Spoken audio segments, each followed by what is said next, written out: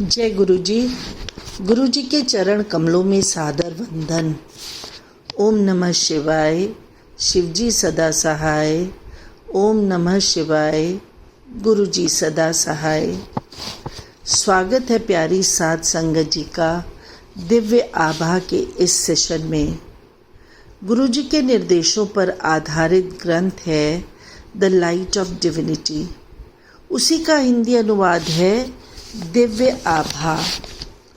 आज का प्रसंग है चिकित्सक द्वारा आस्था को नमन। डॉक्टर इंदर मोहन भाटिया अमृतसर के एक प्रसिद्ध व्यापारिक परिवार से हैं। उनके पिता, जो अनेक बार अमृतसर नगर महापालिका के महापौर रह चुके हैं, निम्न वर्ग की सेवा में लगे रहते थे। उनके पुत्र को भी यही चाव रहा। इसी पैतृक परंपरा के कारण उन्होंने चिकित्सक बनने का निर्णय लिया। राजकीय चिकित्सा महाविद्यालय अमृतसर से 1962 में MBBS की परीक्षा उत्तीर्ण करने के 4 वर्ष उपरांत 30 वर्ष की आयु में उन्होंने अखिल भारतीय आयुर्विज्ञान संस्थान से शल्य चिकित्सा का स्नातकोत्तर पाठ्यक्रम पूर्ण किया। उनकी विशेषता दृष्टि संबंधी अभिघात रोगों में थी। अब वे इस विभाग के अध्यक्ष पद पर कार्यरत हैं। स्वाभाविक है, चिकित्सक ने अपने व्यवसाय से संबंधित विज्ञान को गहराई से अपनाया है।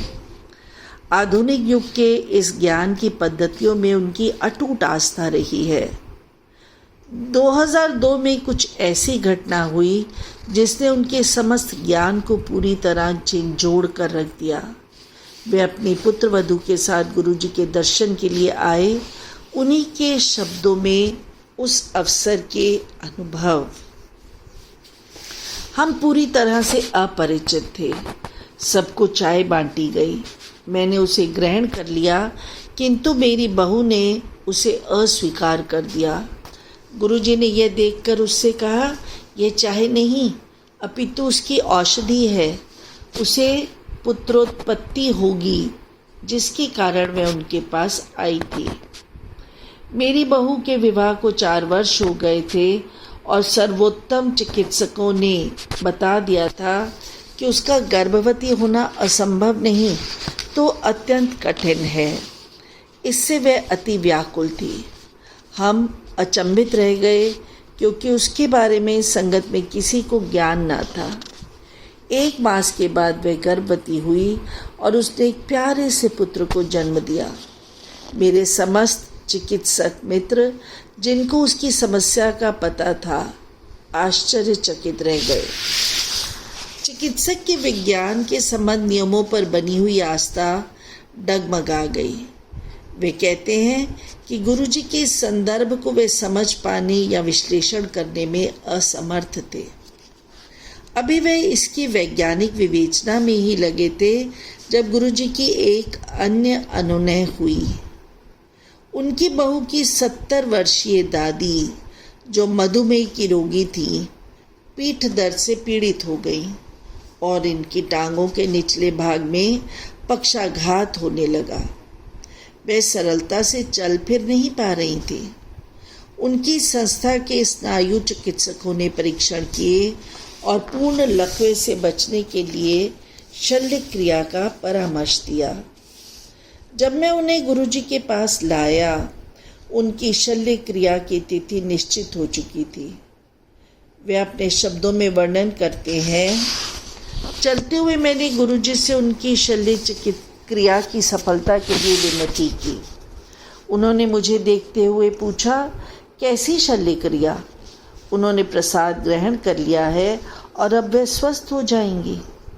अतः हमने शल्य क्रिया को स्थगित कर दिया और वे स्वस्थ होने लगी, जिससे कुछ ही सप्ताह लगे। डॉक्टर भाटिया कहते हैं कि आने वाले वर्षों में उन्होंने अनेक मरणासन रोगी स्वस्थ होते हुए देखे हैं। गुरु कृपा से विकट हृदय और अन्य असाध्य रोगी ठीक हुए हैं। गुरुजी को बताए बिना भी चमत्कार हुए हैं। डॉक्टर भाटिया का विश्वास है कि गुरुजी की कृपा का पात्र बनने के लिए पूर्ण आस्था, धैर्य और समर्पण की क्षमता होना आवश्यक है। उनके व्यक्तित्व का पूर्ण परिवर्तन गुरुजी का उनको सबसे बड़ा उपहार रहा है। मेरे जीवन में अब पूर्ण शांति है, डॉक्टर भाटिया कहते हैं। उन्होंने मुझे ईश्वर के अस्तित्व में पूर्ण विश्वास और शरण दी है।